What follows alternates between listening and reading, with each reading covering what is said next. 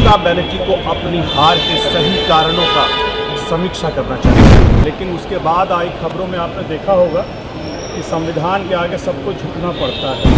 आज जो राहुल गांधी जी ये नसीहत दे रहे हैं अपने पार्टी के लोगों को, चुनाव में उन्होंने ममता बनर्जी के खिलाफ ही बयान दिया था। सत्ता परिवर्तन था।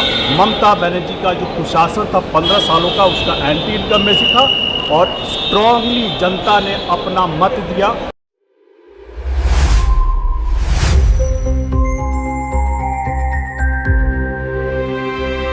बंगाल में बीजेपी की प्रचंड जीत हुई है। प्रचंड जीत के बाद ममता बनर्जी का एक बयान काफ़ी चर्चाओं में बना हुआ था। जी हाँ, उनका कहना था कि वह बंगाल के मुख्यमंत्री के पद से इस्तीफा नहीं देगी और इस चीज़ को लेकर अभी पटना एयरपोर्ट पर देखिए पहुंचे हुए हैं एलजेपीआर के जमुई सांसद अरुण भारती। देखिए क्या कुछ कहते हुए नजर आए ममता बनर्जी की इस बयान को लेकर।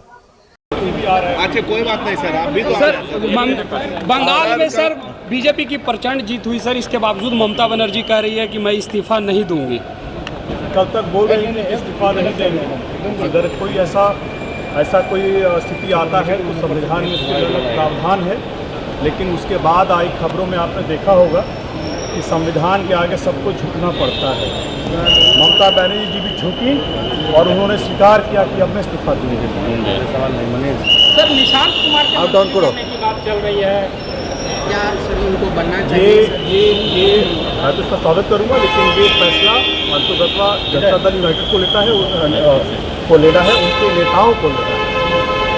जो भी फैसला लेंगे, मुझे लगता है कि मुख्यमंत्री जी का विशेषाधिकार है, जो भी फैसला लेंगे। एलजेपीआर के खाते में इस बार कितने इस बारे में मुख्यमंत्री जी का ये विशेषाधिकार है। हमारे पार्टी के राष्ट्रीय अध्यक्ष चिराग पासवान जी, उनका विशेषाधिकार है इस बारे में, क्योंकि मेरा अधिकार क्षेत्र नहीं है।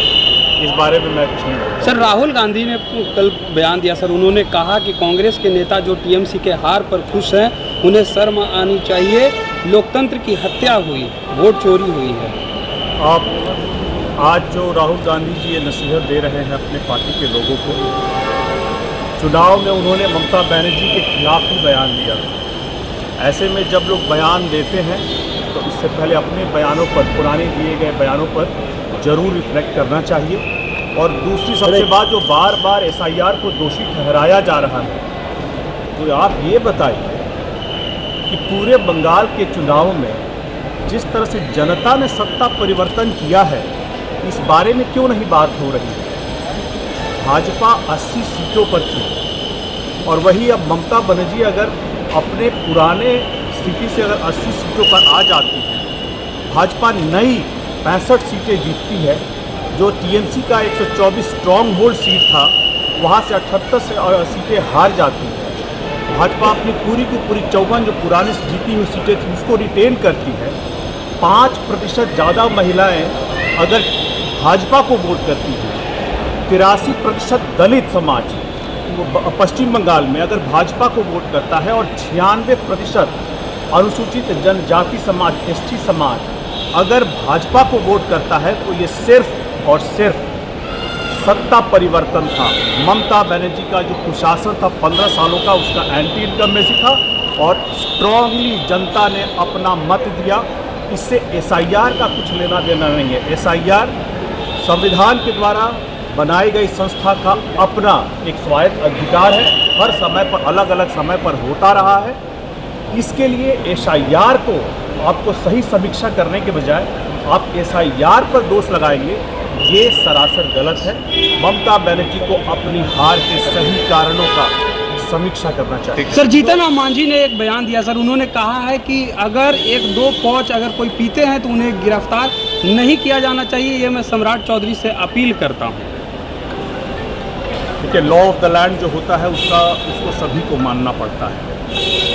हम लोग, हमारी पार्टी का मानना है कि जिस तरह से हर नीति की समीक्षा होती है, हर नीति की 1 दशक के बाद अगर शराबबंदी है उसकी समीक्षा होनी चाहिए और समीक्षा होने पर उसके क्या फ़ायदे हैं, क्या नुकसान है, इस बारे में सही आकलन करना चाहिए। हम लोग चाहेंगे, लेकिन पारंपरिक रूप से जो एक समाज तारीख से जुड़ा रहा है, पारसी समाज, उसको जरूर इस कानून से बाहर। तो आपने सुना उन्होंने क्या कुछ कहा। उनका कहना है कि वह मुख्यमंत्री पद से इस्तीफा देंगी, नहीं देंगी तो संवैधानिक तौर पर जो है उसका प्रयोग किया जाएगा। संविधान से बढ़कर कुछ नहीं है। साथ ही साथ उन्होंने बिहार मंत्रिमंडल विस्तार को लेकर बातें की।